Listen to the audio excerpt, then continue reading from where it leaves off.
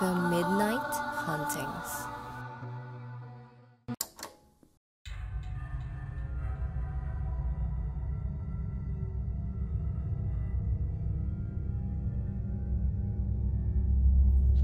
Magandang araw mga ka-midnight. Ako si Rex. Ang kwentong ito ay pinadala ng isa nating tagapakinig.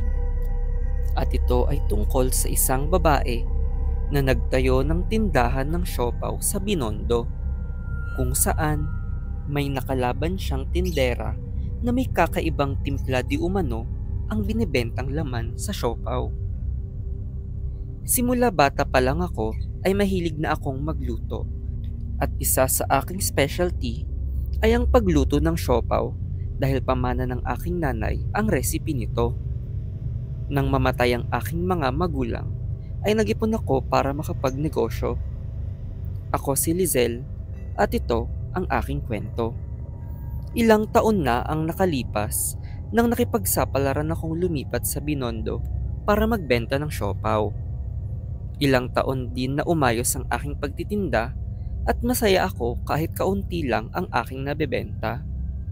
Nagbago ang lahat isang araw nang dumating si Alice. May lahing Chinese ang buntis na si Alice at sinasabi niyang authentic ang kanyang mga nilulutong siopaw. Nagulat ako nang siya ang pilahan ng mga tao at nainggit ako sa kanya.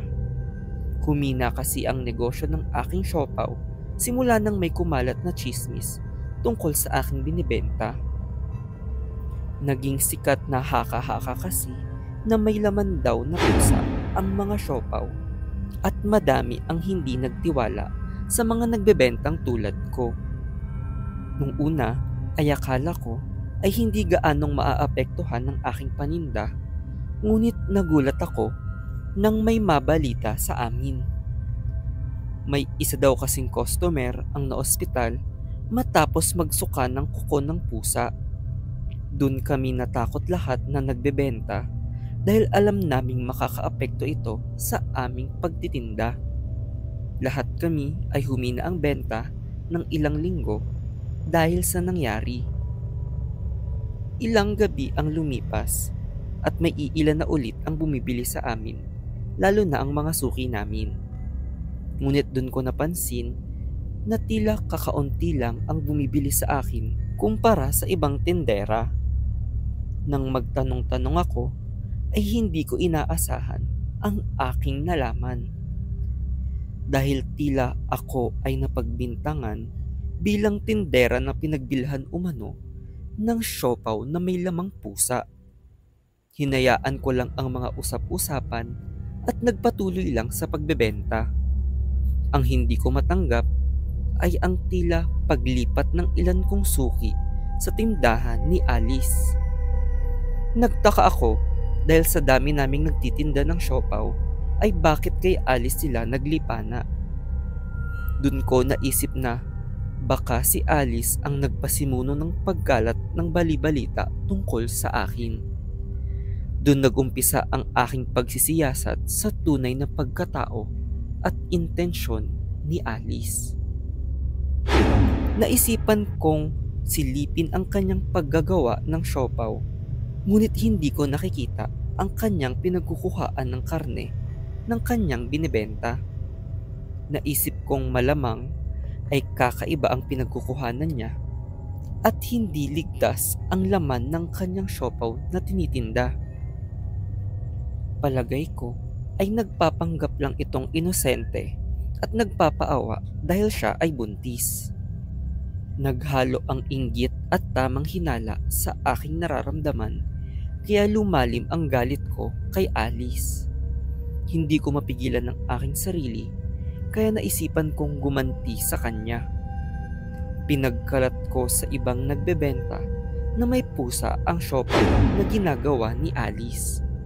Sa gulat ko ay kinampihan siya ng ibang tindera na kasing tagal ko nang nagbebenta.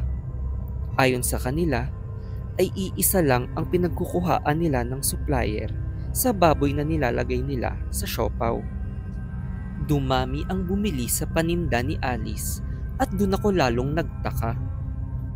Naisip kong baka may hinahalo ito sa siopaw kung saan nagagayuman niya ang mga customer at pati mga kapwa tindera ay kumakampi sa kanya.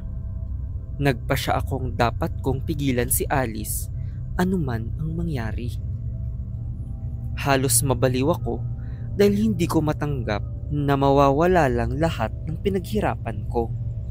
Nagplano ako maigi ng ilang gabi kung paano ko makukuha ang loob ni Alice at kung paano ko siya papaaminin. Nagsabi akong bibisita ako sa kanya at magpapanggap na hihingi ng tulong.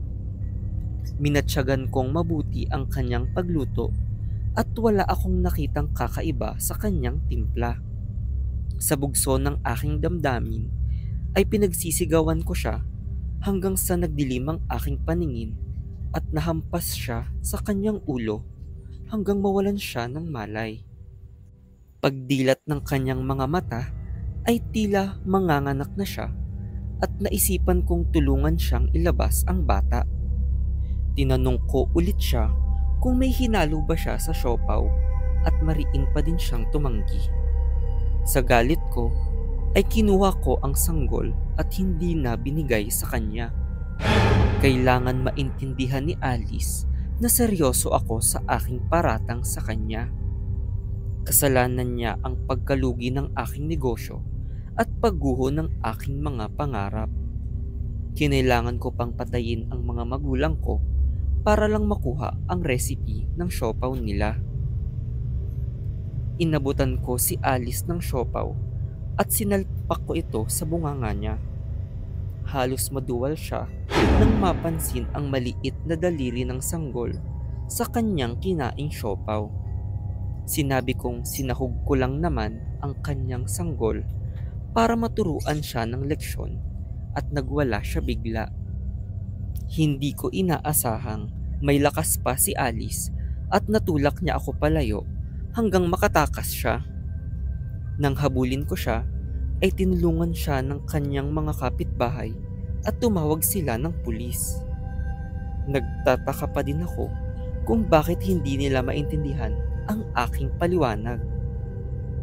Paulit-ulit kong sinisigaw sa presinto na nagayuma sila ni Alice kaya sila kumakampi sa kanya. Napatunayan din nilang gumagamit ako ng pusa at laman ng daga sa aking mga binibentang siopaw. Umamin ako dahil wala naman akong nakikitang mali doon. Ilang taon na akong nakabilanggo at sumusulat galing kulungan. Pinaglaban ko lang naman ang aking pangarap. Wala naman akong maling nagawa, hindi ba? Ako si Lizelle at isa lang naman akong simpleng tindera ng siopaw.